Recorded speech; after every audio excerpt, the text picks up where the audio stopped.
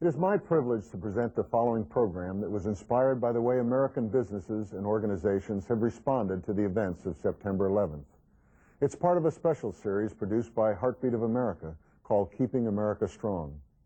Each program spotlights a business or organization that is helping to do exactly that, keep America strong. Having served in the United States Navy for many years, I fully appreciate the important role small and middle-sized businesses play in the very fabric of our country, and I salute the professionals who lead these companies and thus keep America strong. They are the very backbone of our free enterprise system, and today on this program, you will meet the individuals behind one such organization. I'll be back later in the program to introduce the Keeping America Strong Award. And now, let's learn more about the organization we are honoring today. Today, the eyes and ears of the 21st century are focused on new developments, new technologies, new emerging companies. We're on the scene to bring it to you as it happens. We anchor from our new studios in Los Angeles and then go out all over America to get to the heart of the story. I'm Bert Tenzer. I'm Bella Shaw. I'm Doug LLewelen. I'm William Shatner, and this is Heartbeat of America. Our show focuses on corporate America, its stories, its drama, its breakthroughs. We'll be going out today to report on an organization that is impacting our lives and shaping our future. An organization that truly is the heartbeat of America. In the 20th century, a group of future Americans led by William Shatner ventured out into the universe. The challenge? To take the American spirit and courage to the final frontier of man, outer space. It was an exciting time on television, but it was only a fantasy. Meanwhile, here on the planet Earth in the 21st century, a new challenge has emerged. And this one's for real. It's the challenge to unite America and to keep our economy and our country moving forward.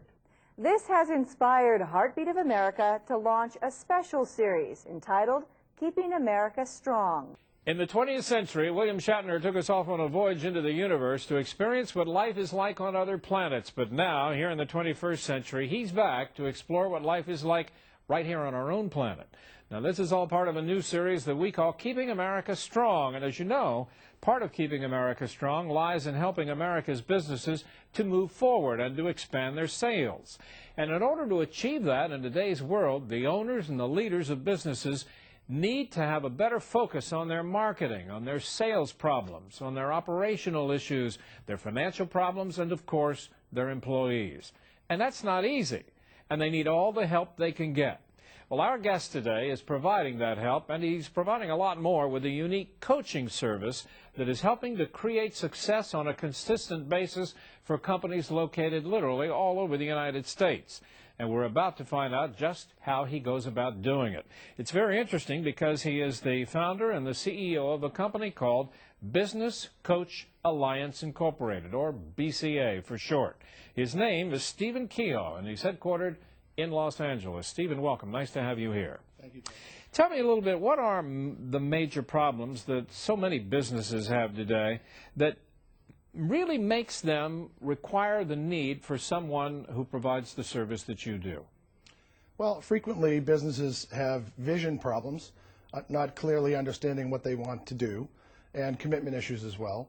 And in specifics, the marketing, sales, operations, and finance areas are challenges for them as well. And then when you add the employees to that, it gets even more difficult. And when you say employees, what really does that encompass? Well, teamwork and selecting the correct employees from the hiring process to begin with. Right. The United States Department of Labor states that most people that hire typically have a 14% chance of getting that right. So that's one specific area that we would help them in and actually bring that up to 75%. Well, you know, this all brings up an interesting question because it sounds to me a lot like what you're saying is something that companies would hire a consultant to come in and do, or they could do that. Mm-hmm. So the question is, what's the difference between a coach and a consultant? Well, typically with a consultant, they're advising you what to do or telling you what to do per se. With coaches, we believe that owners and managers and employees have the answers in their makeup, and we just pull those from them. All right, so the next question, and this is the key one, what is your background as a coach that gives you the credibility to make me want to listen to you and act on what you tell me? Well, I've been a coach for 15 years, and I'm certified. Also have an MBA. I didn't even know that you could be certified as a coach. Oh, sure you can. What, you're certified as a business coach? As a business coach. I'm Okay. actually a master certified business coach, which means I've coached for more than 20,000 hours. I'll be doggone. Who certifies you? Well, there are various organizations, 12 actually, so. Really? Yeah, and we actually now, because I train coaches to be coaches, I'm actually certifying coaches as well. Wow. I'm impressed. Thank you. How do you begin with a new client? You know, a client calls you in. Obviously, he's got problems of one sort or another, or he wouldn't call you. So what happens?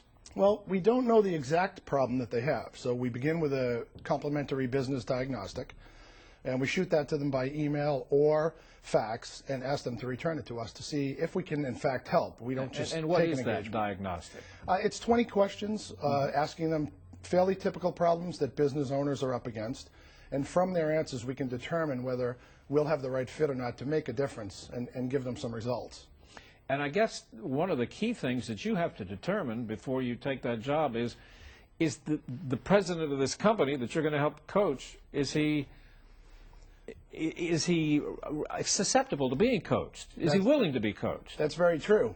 Some folks are not coachable, and inside that diagnostic, we have a brief phone conversation to go over the things that we find in the diagnostic, but also to see if there's any chemistry between the coach, sometimes that's me, sometimes it's one of my coaches, I have many across the country, and to determine if that chemistry is there or not.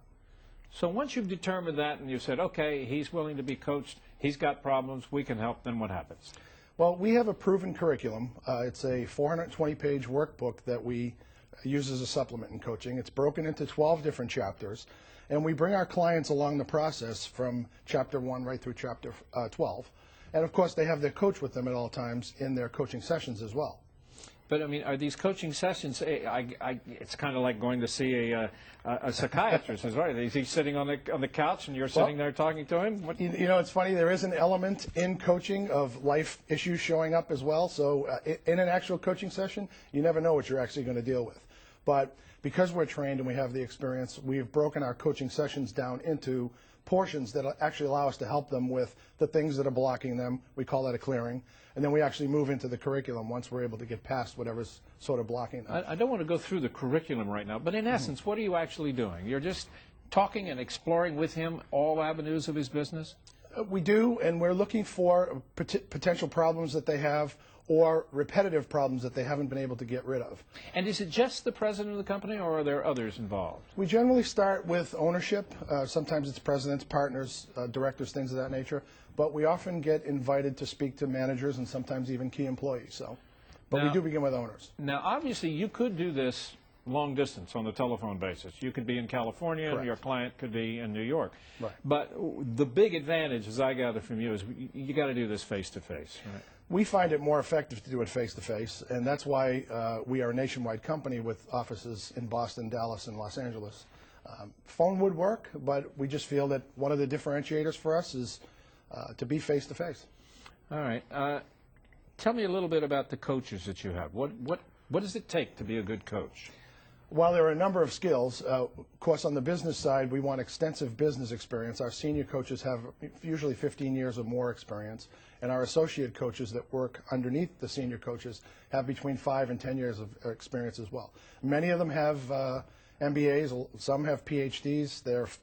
One coach is a writer for Inc. magazine. We have a couple of professors that are on board.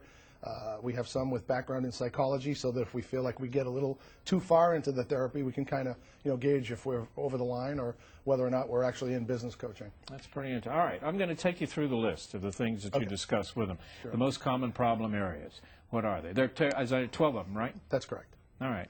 Vision and commitment. Correct. Tell me about that. Where it starts typically is the owner isn't crystal clear. They don't have clarity about what they want as a vision for their company. And without that clear vision, then it's very difficult to align everybody in the company behind that vision, particularly if it doesn't exist or if it's not clear. He simply doesn't have goals for the company. Doesn't understand maybe what 2 or 3 years is going to look like from now. They're firefighting day by day. No kidding. Yeah. Marketing. What about that? Well, marketing, it depends on which aspect. That's an elusive term. We specifically look at pre-approach systems, meaning to make sure that their marketing gets them enough new appointments so that the business can continue to grow. So we've set up a specific system to do that for them. In other words, you're dealing, because their marketing department, it isn't inspired to do the job. Or it may not be in existence in some of the smaller They may not clients even at have all. one. They, That's and may pretty not know interesting. how. Sales, same thing as marketing, right? Well, not really in our view. We've created a selling system called a sales octagon, and basically what that octagon is able to do is once someone has mastered the octagon, they will close 70% of their deals on the first appointment and leave with a check in hand. That's one of our guarantees. It takes a little time. Guarantee it. We guarantee it. Wow. It takes a little time to master that system, but Yeah. we guarantee that system works. That's pretty cool. How about finances? You go into that with them in depth. We do, in two ways. One, the reactive way, which just to make sure the business, when it takes its snapshots and looks at reports, what they're actually looking at makes sense. It's amazing how many business owners these days do not know how to read their own financial statements. And then in a second area, we go to proactive finance. Many just don't understand the formula for business success. They're going day by day just to survive and don't understand the formula to thrive. Interesting. Business plan, that's another one. Yeah. Does every company have to have a business plan? Well, the government says that 98% of businesses that fail do not have a business plan. What we find is 100% of them don't have a business plan. No Or if kidding. they do, there are thoughts in the owner's head, but very often they're jumbled. Yeah. So we give them an outline to follow, and we guide them through that process. And interestingly, we create a business plan in our 5th month of an engagement because many things change. Certainly the vision changes throughout our coaching.